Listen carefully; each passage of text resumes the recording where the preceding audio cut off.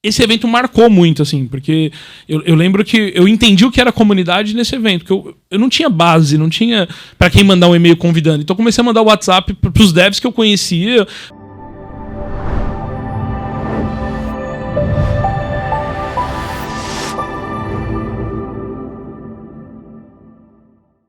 Bom, já começamos. O negócio é isso aqui, cara. Não vem com plastificação, não. É na raça. Então, assim, vamos lá. A primeira pergunta é: quem senta no meu sofá? E eu não vou te apresentar. Boa. E se você apresentar errado, eu vou te apertar. Não me conta uma história diferente. Vamos lá. Boa. Então, meu nome é Rodrigo Terron. Sou empreendedor há pouco mais de 8 anos. Tenho 30 anos de idade. Comecei empreendendo com desenvolvimento de software. Então, fundei uma fábrica de software. Isso ali mais ou menos em 2014, 2015. E era uma época que não tinha ainda um ecossistema de startups tão atuante como é hoje em São Paulo, né? Sim. Se você olha 2014, 2015, não tinha Cubo, não tinha Google Campus. Tinha poucos lugares, né? Tinha de vez em quando o Startup Weekend. Que a gente se reunia, 011 ali, que a gente se reunia. Exato. E aí, 2015, quando abriu o Cubo, e eu comecei a ver essa tendência de startup, eu falei, vou vender mão de obra de tecnologia para startup. Então a gente criou uma persona, assim. Quem que era o nosso cliente? Era uma startup que passou por uma rodada, podia ser anjo, um seed, que precisava escalar o produto tecnológico muito rápido e tinha dificuldade de contratar. Tinha carência de mão de obra e era um gargalo para o crescimento da empresa. Exato. Aí a gente começou a atender esse público, isso a gente fez ali 2015, 16, 17.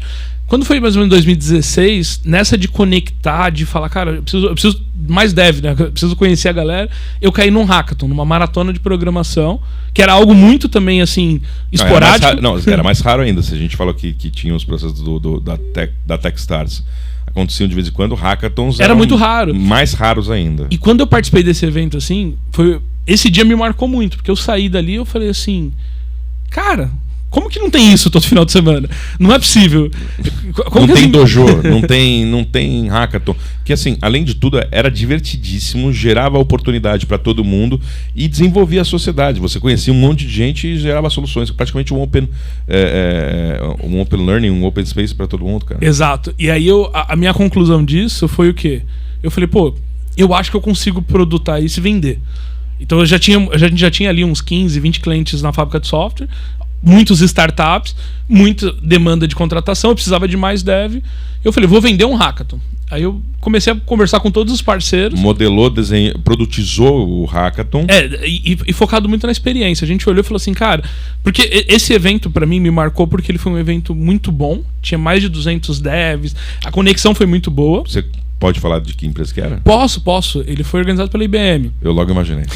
Só que o que eu gostei e o que eu não gostei? Eu gostei da experiência, de ter participado, de conectar com as pessoas, de conhecer os mentores, mas eu falei, o processo é confuso, porque era a primeira vez que eu participava de um evento assim. Então, podia ser mais lógico, de forma que todo mundo aproveitasse melhor. E assim, tinham coisas assim do tipo, você precisa criar uma equipe. Eu falei, cara, eu acabei de chegar aqui, como que eu crio uma equipe? Você precisa, sei lá, acessar um mentor. Como que eu acesso um mentor? Porque, às vezes, se você processualizasse a comunicação, fizesse um pre-work ali e criasse, vamos falar, uma jornada mais estabelecida, o sucesso do hackathon ia ser muito melhor. E foi isso que aconteceu. A gente criou a Xiaomi disso. Eu saí de lá, falei, eu vou fazer um hackathon. Aí achei um parceiro em Campinas.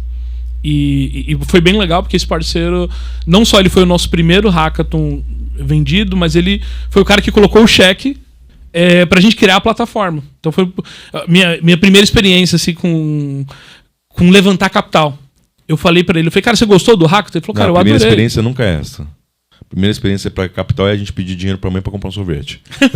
Também. Brincadeira. Mas essa foi a primeira formal, porque a gente criou a fábrica de software muito do zero. A gente não tinha... Raçudo, né? A gente Bootstrap sentava... total. A gente sentava nos primeiros meses, assim, sentava na praça de alimentação do Center 3 ali na Paulista, que era um lugar... Todo mundo morava longe. Então era um lugar meio termo, assim, que a gente conseguia... Que era linha amarela, juntava o cara que vinha do centro, o cara era muito da trem. linha verde. Na época eram 2 sócios na Zona Sul, eu morava na Zona Leste, o Abraão morava, cara, Francisco Morato. Todo mundo levava mais de 1 hora pra chegar ali, mas era um ponto... que era ali o Center 3 do lado da Augusta. Exato. Aí a gente falou, pô, vamos fazer esse negócio. E aí fizemos esse primeiro evento. Esse evento marcou muito, assim, porque eu lembro que eu entendi o que era comunidade nesse evento, porque eu não tinha base, não tinha pra quem mandar um e-mail convidando. Então eu comecei a mandar o WhatsApp pros devs que eu conhecia, pra galera, comecei no LinkedIn, falei, pô, você tá sabendo, estamos fazendo um hackathon ali e tal, tinha uma premiação legal.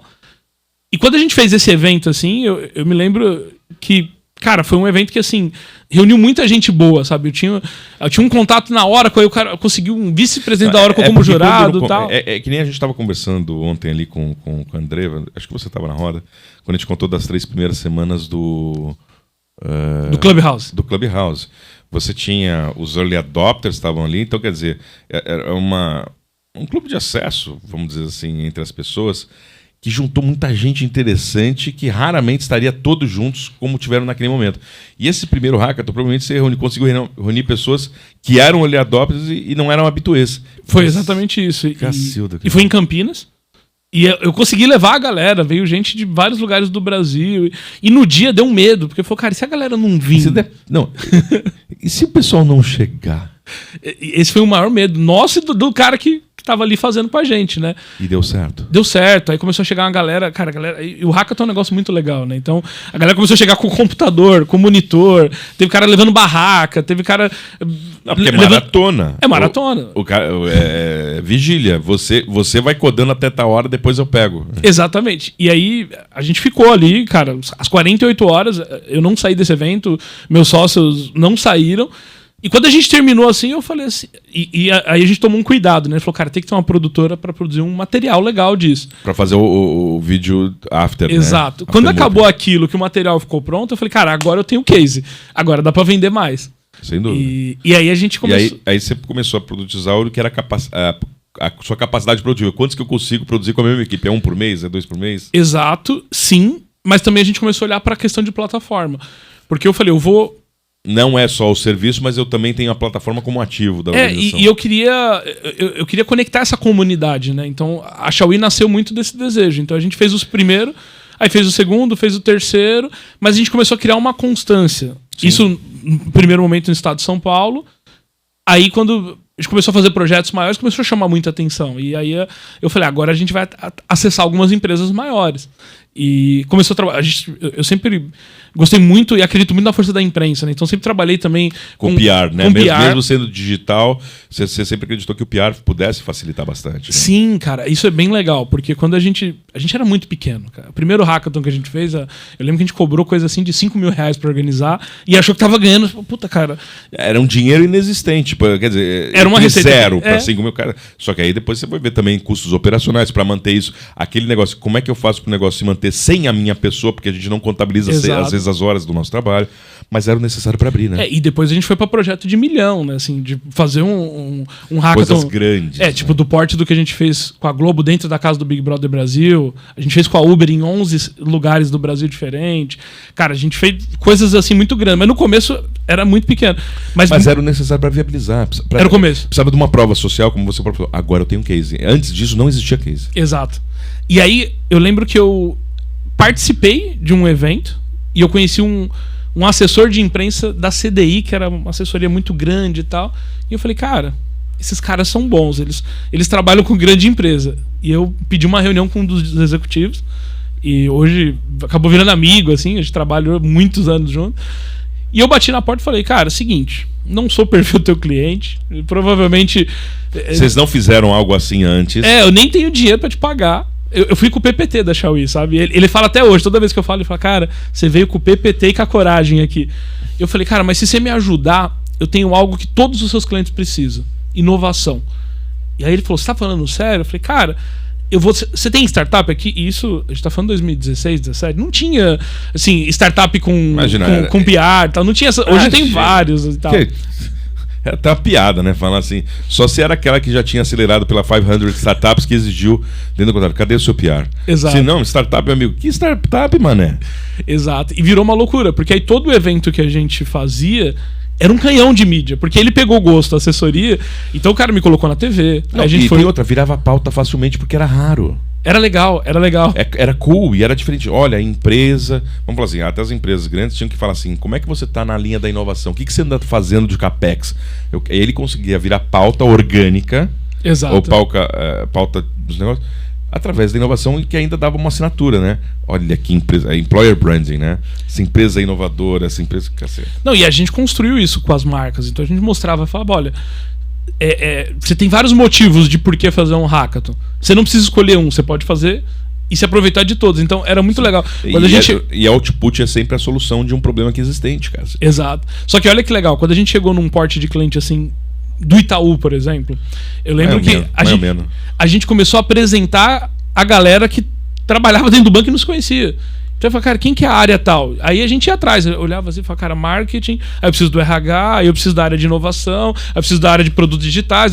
A gente conectava e fazia integração que eram silos na organização, né? E às vezes, muitas das vezes, a gente fala, cara, eu conheci uma pessoa do teu RH, deixa eu te apresentar, cara. Ele... me apresenta, porque eu não consigo falar com o meu RH. E isso aconteceu muito, assim, nos projetos da Xiaomi. Muito. Na Uber, a mesma coisa. E aí a gente já vinha com um script muito assim, cara, você tem que envolver tua empresa, você tem que envolver tua pessoa, você tem que ter um PR, me passa o contato do PR. Aí eu já integrava com o nosso, né? Então, já fazia as pautas. Cara, isso, assim, 2017 foi um ano muito legal. A gente foi pra TV. Cara, eu saí na Forbes em 2017 pela primeira vez, na revista impressa. Então, tipo assim, começou a movimentar essa coisa do hackathon e tal. Ainda bem que foi naquela época, porque agora você tá com quanto? Eu tô com 30. Então, você é Forbes Eu sou. Então, agora você... Ano passado. Aí depois, daqui pra frente, é After 30, né? Já começa... Bem-vindo ao clube. É triste. 30 anos, bateu assim... Agora, sabe o que eu queria aproveitar a oportunidade, cara? Eu não tenho dúvida que você, dentro da sua M&A aconteceu, você passou por várias organizações, durante um bom tempo você foi reconhecido como uma pessoa... transformadora de inovação para o mundo dos negócios, porque você transitou tanto nas startups quanto nas organizações. Mas eu queria relembrar, não esse terror. Você falou porque teve acesso à internet com quantos anos, cara?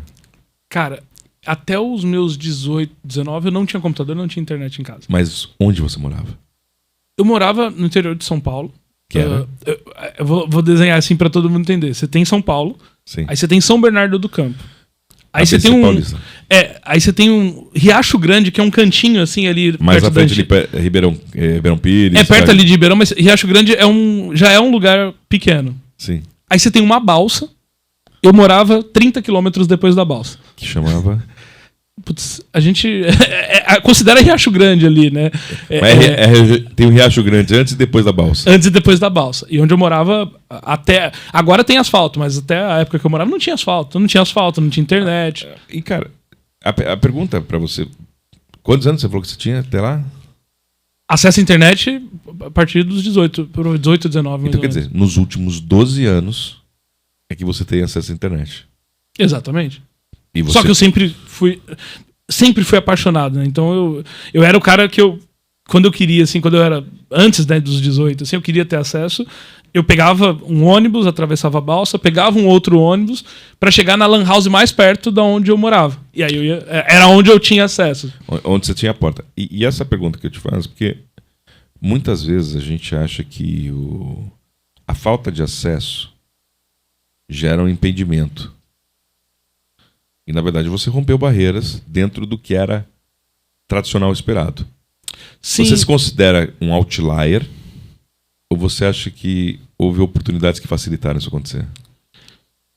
Cara, na verdade, eu busco me desenvolver como um outlier. Eu não acho que eu ainda...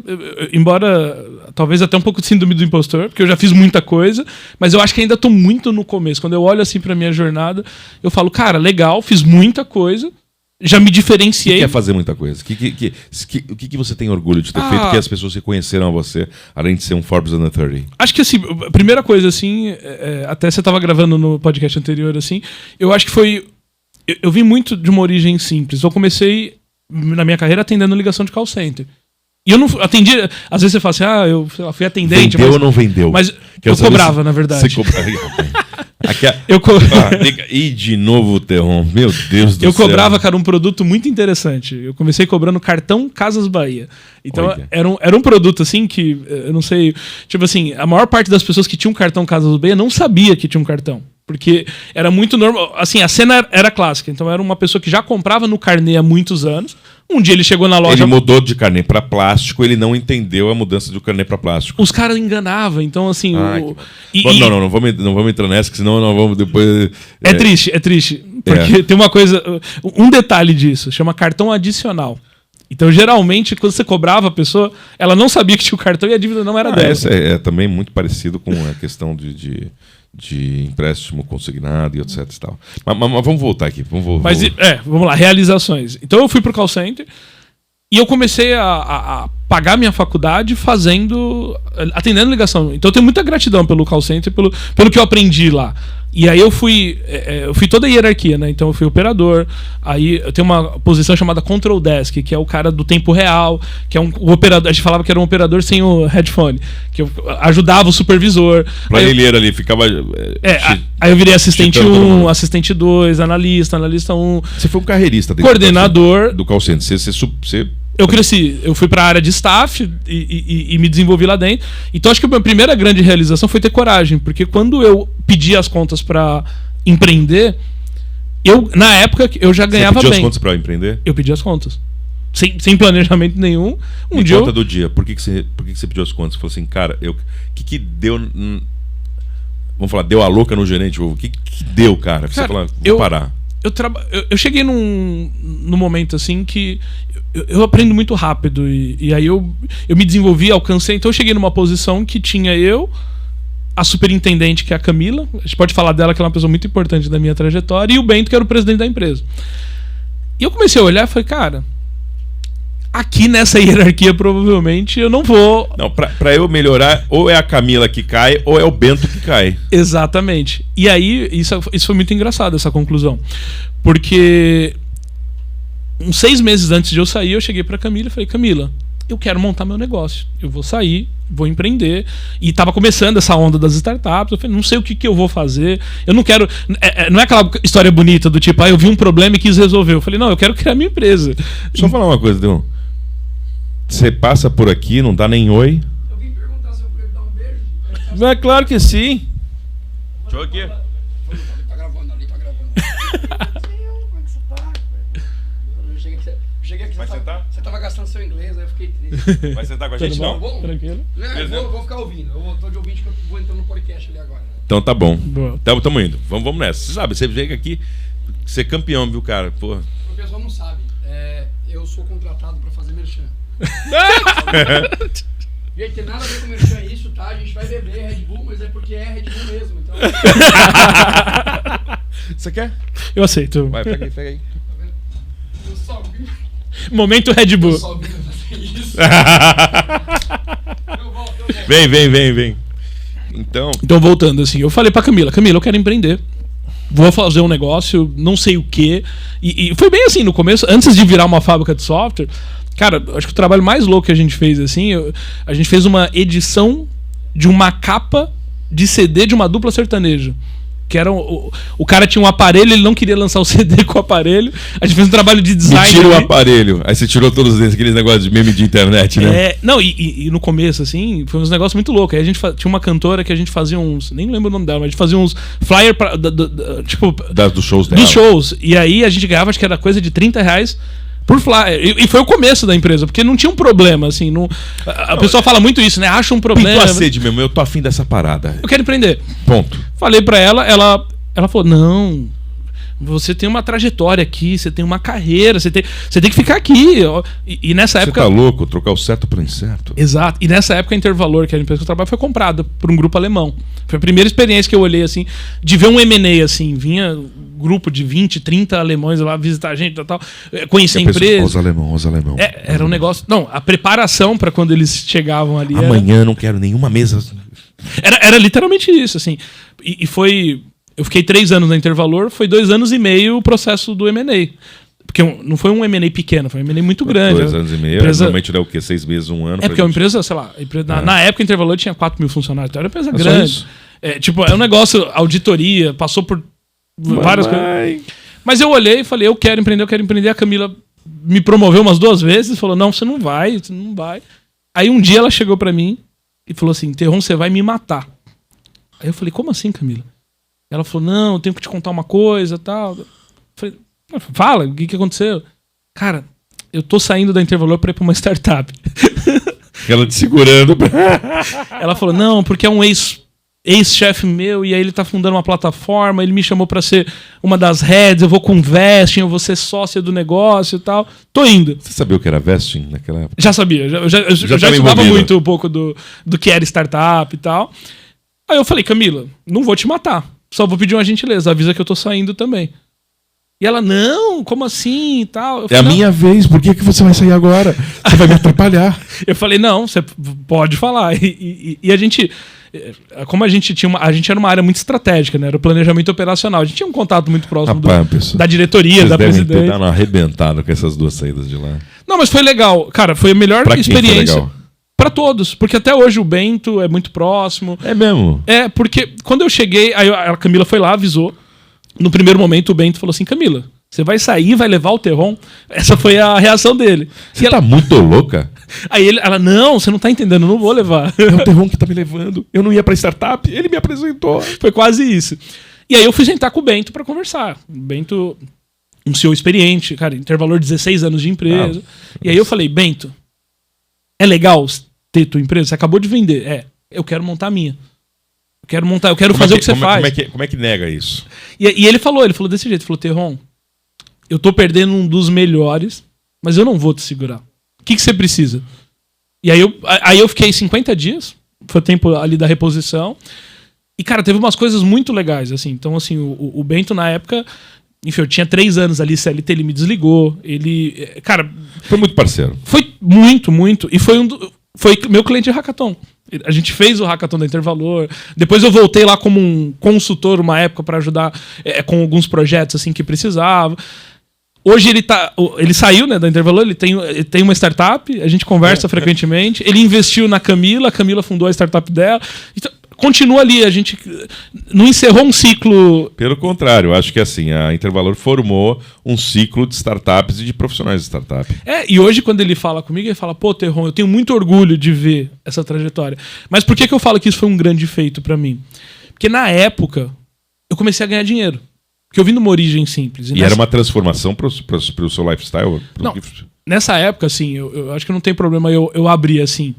Nessa época, eu ganhava quase 4 vezes a minha renda familiar. Isso não é uma mudança. E eu ajudava em casa. Então, quando eu falei pra minha família que eu ia... eu vou pedir... Primeiro, a Camila saiu, porque a Camila era uma figura conhecida em casa. A Camila saiu... Aí o Bento me ofereceu a posição, né? Poderia ter ficado ali e eu falei que eu saí também. E eu poderia ser promovido. Eu falei, e eu tô saindo também. Como? E foi quase isso. Cara, você tá louco. Você estudou, você fez... Foi muito difícil, assim, pagar uma faculdade inteira no call center.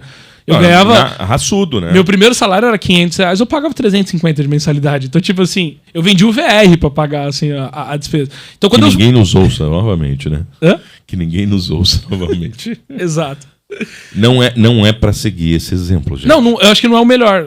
Hoje, eu converso dou muita mentoria, assim, e eu falo, cara, se você tem condição de se preparar e tal... E sem julgamento também, porque, claro, é uma realidade... que você vivia na época que é diferente da sua realidade de hoje. E às vezes não é ter opção. Esse é o ponto. Você não tinha opção. E eu considero essa talvez a minha primeira grande realização. Ter coragem para sair. Porque eu pensei e falei assim, cara, eu tô tão confortável agora, tô ganhando o que eu nunca ganhei na vida, então eu tô tão confortável agora que se eu não sair agora... Sair no quentinho tem que ser raçudo pra cacete. Provavelmente eu nunca vou sair. Provavelmente eu vou me acomodar. Tô ganhando bem, vou ganhar um pouco mais, mas não ia empreender. E aí o meu racional foi assim, do tipo, cara, eu gosto muito da Intervalor, mas eu sinto que eu não tô mudando a vida de ninguém, nem a minha aqui. Eu tô fazendo um trabalho que é legal, acho, pô, a gente trabalha no ciclo de crédito, gera um valor ali pro mercado, mas no final do dia eu tava fazendo estratégia de como cobrar melhor. E aí não era o que eu queria. Eu falei, não é isso. E aí eu saí. Então foi a primeira ali. A segunda foi transformar um business que não tinha business, né? Do tipo, eu fiz edição de capa de CD, eu fiz post de rede social, comecei a desenvolver software para startups, comecei a contratar, gerar emprego e transformei isso numa startup. Então, o começo da jornada com a Xiaomi foi muito difícil, porque tem aquela coisa do playbook do empreendedor, né? Então, no começo, assim, os empreendedores olhavam e falavam, cara, tá tudo errado, isso aí é um serviço, você não é uma startup. Então, a gente foi muito julgado. Você não é uma plataforma tecnológica escalável. Exato. E eu falava, cara, eu preciso gerar receita, eu preciso ganhar... Deixa eu ser uma startup. E a gente não conseguiu captar, teve muita dificuldade. Não, mas porque é por causa das teses. E, de certa forma, eu acho que hoje, depois de você ter feito a sua saída, você deu êxito total? Ou você total, foi 100%. Da Xiaomi, né? Da Rocket City também. Da Rocket City na verdade, sim. Não, mas essa foi trajetória muito rápida. Sim. Foi ridiculamente rápida. Não, foi. Assim, a Xiaomi é de 2017. Sim. Então, de 2017 a 2020, minha trajetória foi Xiaomi. 3 anos, 36 meses. Só que o meu negócio era um negócio físico. Ok. E em 2019, foi o que você falou ali da capacidade. No final de 2019, eu sentei com os meus sócios e falei, cara, eu não começo 2020 fazendo isso de novo. Porque a gente fez mais de 90 projetos. Assim, minha vida era aeroporto, hotel, lugar do evento, montagem, desmontagem, visita técnica. E quem não conhece o modelo de hackathon, ele é de um nível de intensidade fora do comum. Porque ele roda 36 horas. Em todos os finais de semana. Em todos os finais de semana. E assim, para quem está executando, chega na quinta-feira, na quarta-feira para preparar as coisas, porque você tem que ambientar o espaço, tem contratos fornecedores. Então, quando o pessoal tá chegando muito empolgado e fala assim, cara, eu me preparei pro hackathon, e passa 36 horas, meio que na boa, porque tá envolvido, descansado. Não, e tá envolvido emocionalmente, é o primeiro deles. Sim. Mas às vezes é o 80º de vocês. E foi isso que aconteceu. Cara, você arrebenta a vida do cidadão. A gente estourou algumas bolhas, assim, cara. A gente, pra uma startup, assim, uma startup de, na época, 12 pessoas, a gente tava faturando alguns milhões. Então a gente faturou muito, assim, estourou uma bolha. Cara, só que é um preço... Do resultado. O resultado é muito...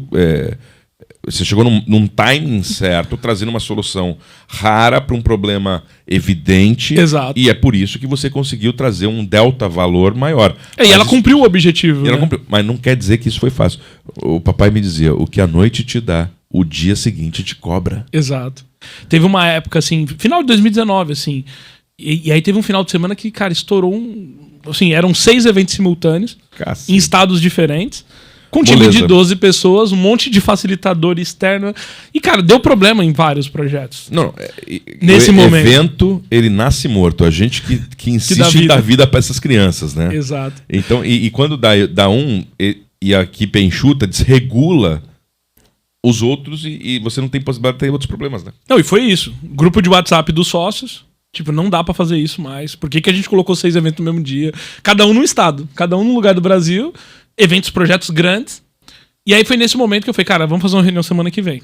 E aí no final de 2019, eu falei assim, cara, a gente tem que fazer isso que a gente faz aqui, físico, online. Parar de vender projeto físico e fazer isso, criar uma comunidade online. A gente tem plataforma, a gente não tá usando, a gente criou um software, por que a gente não tá usando isso? Nós somos da tecnologia. Exato. E aconteceu isso. Começou 2020, antes da pandemia.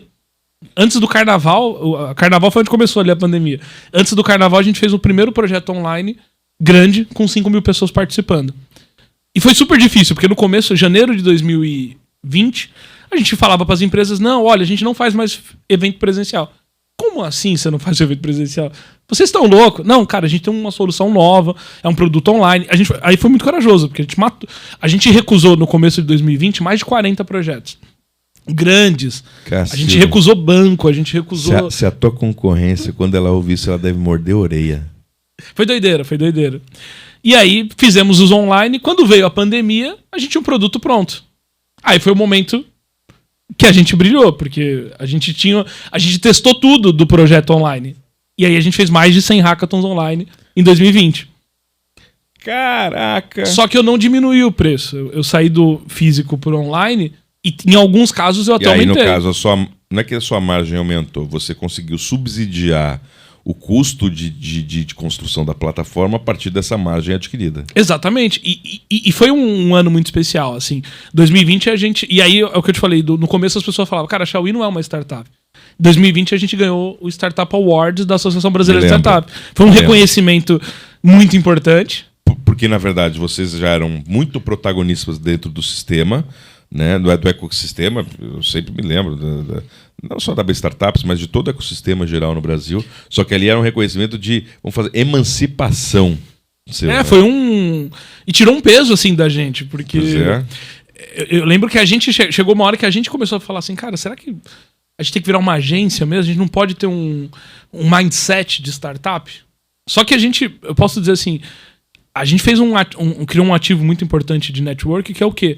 Fisicamente, a gente rodou o Brasil inteiro, sabe? A gente conectou o ecossistema do Brasil. E outra coisa importante. Poucos faturaram e criaram soluções integradas com empresas tradicionais como vocês fizeram. Exatamente. Então, assim, você tinha no ecossistema, às vezes, empresas startups de menor expressão, mas não tinham rodado o Brasil inteiro. Não bateram e entraram numa porta do Itaú, de outros projetos, levando soluções tecnológicas ou esse mindset de agilidade, de tecnologia, de disrupção, que é a alma da... Não, e é muito louco, porque hoje eu olho assim... A gente vai falar de Rocket City, mas eu olho pra base de pessoas que passaram pela Xiaomi e eu falo assim, cara, esse cara em 2017 que era um dev júnior, hoje ele tá liderando uma iniciativa X, não, sabe? É muito louco isso. E esse é muito louco de saber também. Outro dia eu tava... Pô, a gente tem... Num dos projetos nossos, nós temos o Motinha do Ido Logos, aí tem o Candreva, que a gente tava falando daqui outro dia, eu tava com o Picucci outro dia. Então, assim, cara, lá atrás, né, eram poucos. E muitos dos nossos mentorados ao longo desse tempo, não como propriedade, mas pessoas que passaram se tornaram hoje a nova leva. Exato. De disruptores. De quem é decisor. De quem é decisor, de quem é disruptor, e de quem é CEO, de quem montou negócio. E aí eu paro para lembrar uma coisa. Quando acontece sem as nossas mãos, mas pelas pessoas que passaram pela gente, quer dizer que deu certo. Exato. Que não depende mais da gente, cara. Funcionou, tá rodando. A comunidade, ela é viva. Então, eu acho que a gente hoje vive, não sei se é uma segunda geração, uma terceira geração dos inovadores, né, do ecossistema de startups no Brasil. E eu fico muito feliz.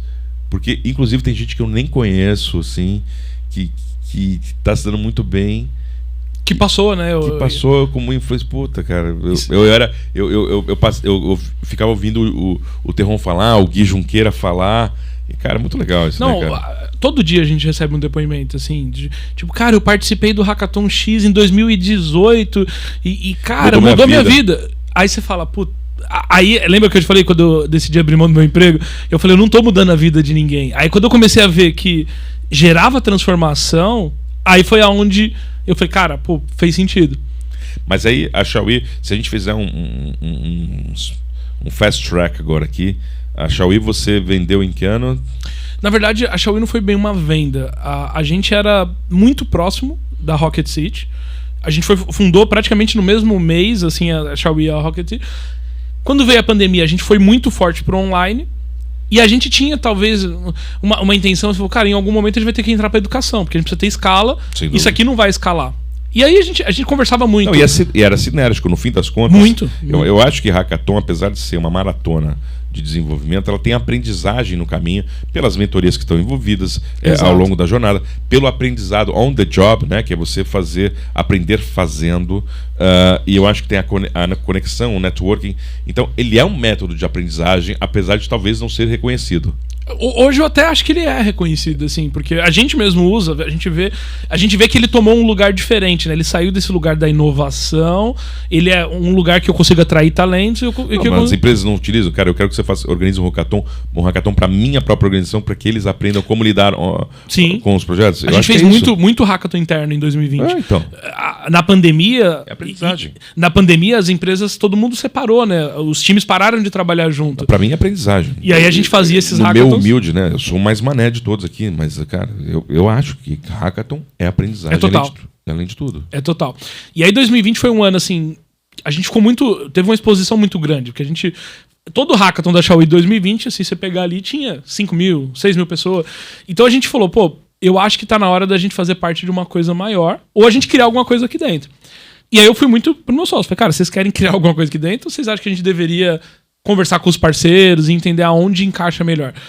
E aí tava todo mundo muito cansado, que a gente veio dessa jornada de 2019. Arrebentado, disparado. 2020, a gente fez 100 projetos de hackathon online. E como que era assim? Era das 8 da manhã às 18 vendendo, das 18 às 22 entregando. Que aí era live. Eu era o produto, né? O Abrão era o produto. Então, era parte da entrega. Eu fiz mais de 400 lives durante a pandemia. E era live de todo dia. Abertura de hackathon, encerramento de hackathon, julgue, reunião com o jurado, reunião com o mentor. E você precisava trazer a mesma emoção do que o primeiro que você fazia, porque as 5 mil pessoas lá estavam... Exato. E quem nunca foi num hackathon não sabe a energia que é. Do anúncio, dos que passaram. Tinha que ter toda aquela... Puta, é uma experiência de altíssima rotação. Não, e avaliação. Cara, foram alguns milhares de projetos. Não é na orelhada. Pô, analisar código, analisar se tem aplicabilidade, testa pra ver se é frágil. Exato. Não, foi loucura. A gente fez assim, muito, muito. E aí a gente chegou a conversar com a Lura, chegou a conversar com o Tribe, mas sempre teve uma conexão muito legal com a Rocket City. Aí um dia eu tava conversando, e aí eu, conversando com o Robson, que era o CEO da Rocket City, eu falei, Robson... Chega aí. Não, eu falei assim, Robson, eu acho que eu tomei uma decisão, acho que a gente vai pegar algum cheque, a gente já tinha recebido algumas propostas, vou mudar isso aqui, e aí eu falei, eu acho que em algum momento eu vou concorrer com a Rocket City. E aí ele falou, cara, por que concorrer se a gente pode fazer junto? E aí eu... Te surpreendeu? Não porque a gente... Meses antes, até um pouco antes da pandemia, a gente ameaçou um namorinho. Não, a gente reuniu 5 players, os 5 players que a gente tava ali, tinha uma sinergia muito boa, e a gente saiu com uma ideia do tipo, cara, imagine se a gente transforma esses 5 players numa holding e a gente ganha o mercado todo. NetShowme tava nessa, não? Não. Era uma plataforma de HR, 2 de educação, a gente como hackathon, tava... No final, acabou acontecendo assim, todo mundo cresceu na pandemia, teve boas conquistas, mas já tinha uma conversa, assim. E aí eu falei, Robson, cara, se realmente é a tua intenção, a hora é agora. Porque pra mim tem que ser rápido. E aí ele falou, cara, pra mim a gente anuncia semana que vem. Cola na grade. Aí a gente...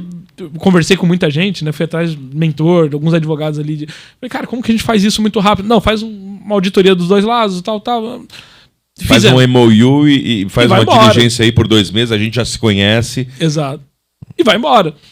E aí foi isso. Então, os times já tinham muita sinergia. O time da Rocket City com o time da Xiaomi, todo mundo se conhecia, todo mundo já tinha trabalhado junto. A Rocket participava dos hackathon, a gente costumava participar muito das entregas de conteúdo, das lives ali dentro da Rocket City.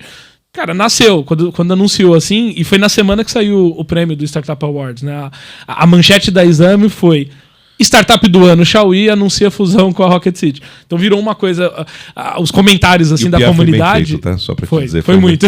Do lado de cá, a PR fez excelente. Não, eu sou muito fissurado em PR. Assim, tudo que eu faço, uma das primeiras coisas... Eu respeito muito o poder que a imprensa tem. Uma assessoria e... de imprensa é capaz de levar as organizações. Exato. E eu diria até o contrário. Não, ao contrário, na outra perspectiva. O desafio que é não ter um PR cuidando da empresa. Eu acho que é uma lacuna muito grande. Vários amigos assim que me pedem, né? Cara, porque assim, a gente criou marcas muito consistentes. A Xiaomi é uma marca muito consistente. Rocket City é uma marca muito consistente. Então, é muito isso, porque você tem que trabalhar muito. Você tem um desafio, você começa a pensar na marca quando você faz uma estratégia de PR, né? E eu sempre gostei de estar envolvido na estratégia de PR, não contratar uma agência e o cara toca ali. Você não queria contratar, você queria viver a construção, a idealização da marca, prototipar a marca, né? Exatamente. Aí a gente saiu, a comunidade, saiu vários comentários do tipo assim, o Transformer está formado, sabe? Tipo, plugou 2 coisas. O Exódia, não sei se você acompanha Yu-Gi-Oh!, mas era uma coisa assim do tipo, cara, tá conectando coisas assim muito grandes e muito fortes. A Xiaomi na época tinha mais de 50 enterprise como cliente. A Rocket City já tinha ali devia estar com uns 10 mil alunos, algo assim, no B2C. A gente criou um negócio muito grande. Isso finalzinho de 2020. Começamos em 2021, falando, cara, somos a EdTech do momento, vambora.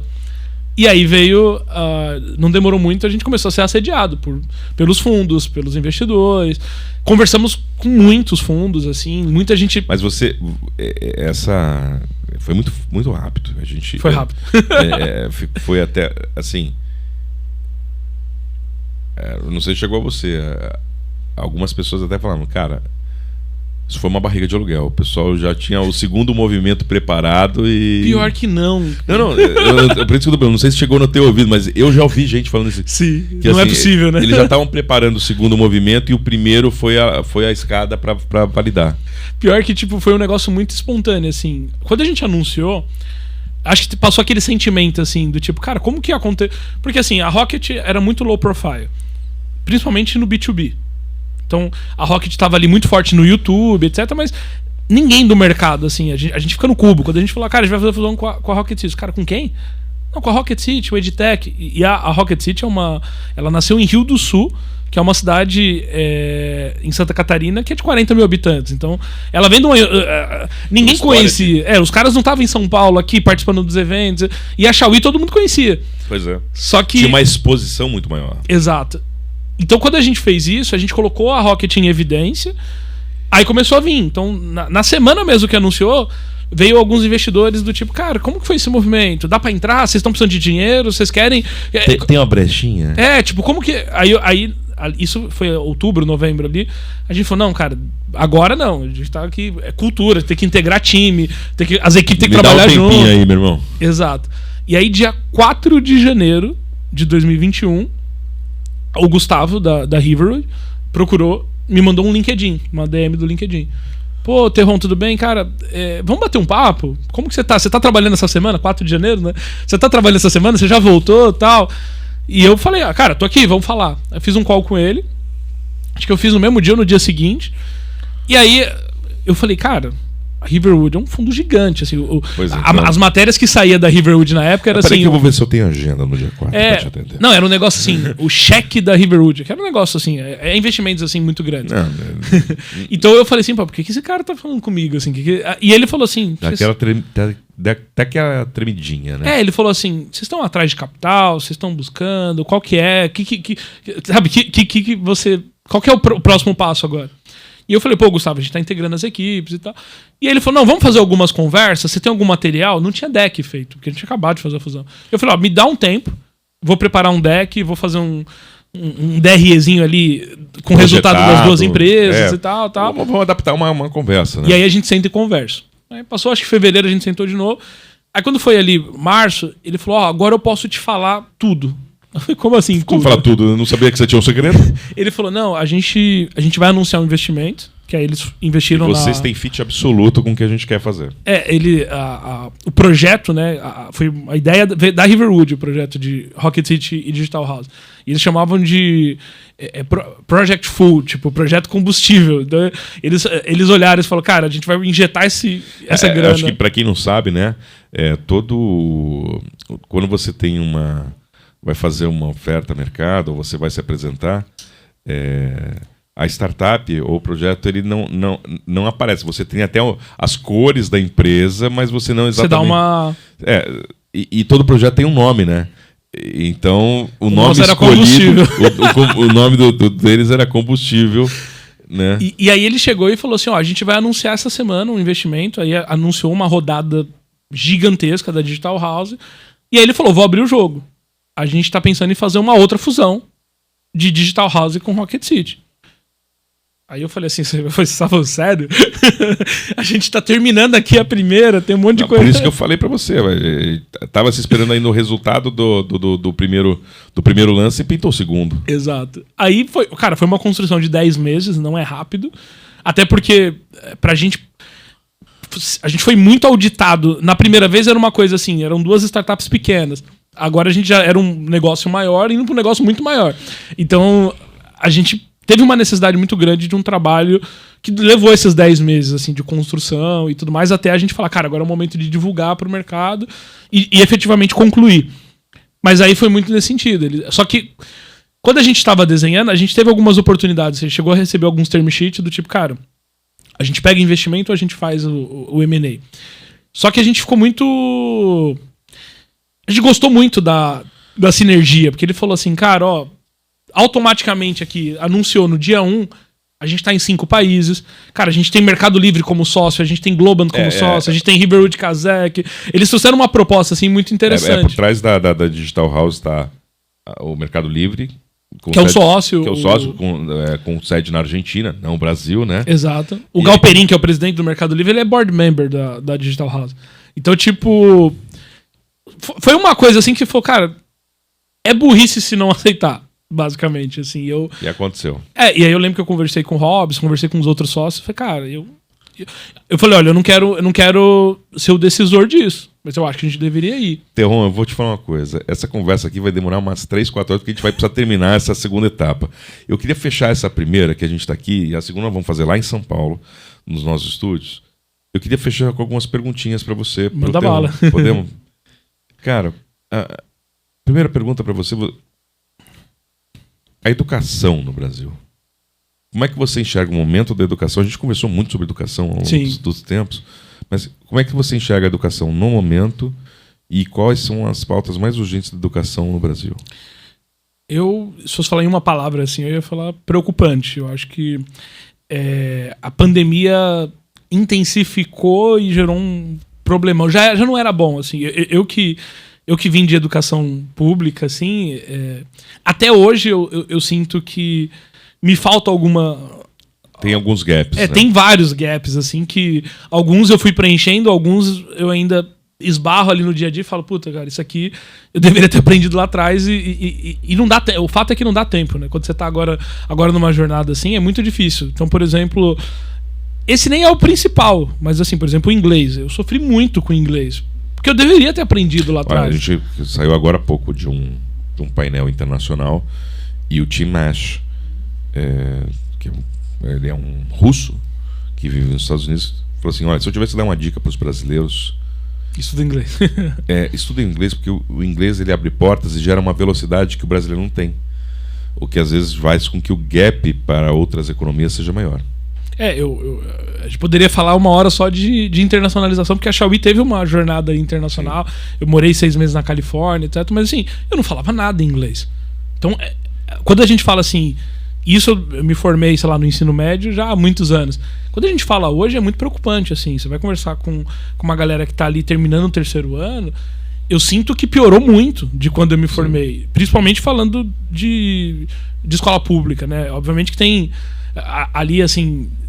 Quem vem de uma boa estrutura familiar, etc., o cara vai para uma escola particular, ele tem muita condição, mas a grande massa estuda ali na escola pública. E você acha que as plataformas que vocês construíram, a maneira que vocês geraram o conhecimento, principalmente para a área tecnológica, pode ser algo que favoreça a educação? Gera ascensão social, não resolve o problema da educação. Tá. Mas assim, eu pego alguém que tem muitos gaps, acelero o aprendizado dele para uma coisa específica, que é a programação, e resolve um problema de mercado, que é essa necessidade dessa mão de obra. Mas isso não resolve o problema na raiz. Legal. Outra pergunta que eu ia te fazer. Em relação às startups, você que é um cara que saiu da vida de um trabalho formal de organização, foi para abrir uma startup, você fez o M&A, fez o exit, abriu uma nova, e você tem já, com 30 anos, você tem uma série de aprendizados e repertórios que muita gente não tem. Perfeito. O que o Terron falaria hoje pro Terron de 20 anos atrás? Não de 20, de 15, você tá com 30. Eu ia falar, de 20 era muito novo. Eu ia falar, brinca, menino. Talvez. Vamos falar de 10 anos atrás. De 10 anos. 10 anos é justo, vai. Cara, eu iria falar muito pra estudar inglês, é uma delas. Mas acho que muito pra se envolver nesse ecossistema, assim. Na verdade, me despertou algo muito grande quando eu vi essa coisa do ecossistema de startups se formando e eu me vi fora disso. E eu falei, pô, eu tô completamente fora de algo que vai mudar o mundo. E hoje eu me vejo muito assim, eu não quero que alguém me fala o que é a próxima tendência tecnológica. Eu quero fazer parte da construção. Minimamente eu quero saber antes do que todo mundo, vamos dizer assim. Então, meu conselho é sempre do tipo, cara, mergulha, vai pra cima, sabe? Quando falaram pra mim que o Vale do Silício era o lugar da inovação, eu falei, cara, eu vou pra lá ver o que é. Tipo... É um lance de não apatia, né? De você sempre mergulhar, ser early adopter, abrir um pouco os braços e a cabeça pra poder... ser muito ousado, assim, né? Eu sempre achei muito bonito, cara, a palavra ousadia, assim, né? Então, eu me sinto muito ousado de, cara, entrar em lugares que às vezes não era o meu lugar padrão. A palavra-chave nossa aqui nessa conversa é ousadia. Exatamente. Muito bem. Então, queria agradecer, cara, esse bate-papo que você, de uma maneira muito gentil, dedicou esse tempo para nossa conversa. Você é um cara admirável, você é uma pessoa diferente no mercado. Você falou, não me considera um outlier, mas inevitavelmente as suas conquistas ou as representações que as suas empresas fizeram fazem de você uma pessoa diferente da média social, e que isso seja para influenciar, favorecendo um Brasil melhor, para trazer novas pessoas que possam ser tão boas quanto você e aconteçam em favor de um desenvolvimento social, econômico brasileiro, e tirar essa sensação de underdog, né? de impostor, mas síndrome do impostor, mas que a gente tenha muito orgulho sabendo que temos ótimos brasileiros. Obrigado, cara. Eu que agradeço. Acho que é muito legal, assim. Eu acho que quando eu olho para o futuro, eu quero enxergar muito essa visão de legado, do tipo, cara, aonde eu passei, pelos negócios que eu passei, impactei pessoas de uma forma positiva, e eu acho que isso a gente fez na Xiaomi, a gente faz isso na Rocket City hoje a um nível que eu nunca imaginei que eu faria. Então, cara, a gente tem muita gente ali estudando programação gratuitamente, muita gente que conseguindo oportunidade, pagando e tendo condição de avançar mais rápido. Então, acho que é muito o que eu quero deixar, assim, como construção. Como eu falei, eu acho que eu tô muito no começo ainda, assim, que bom. Me vejo...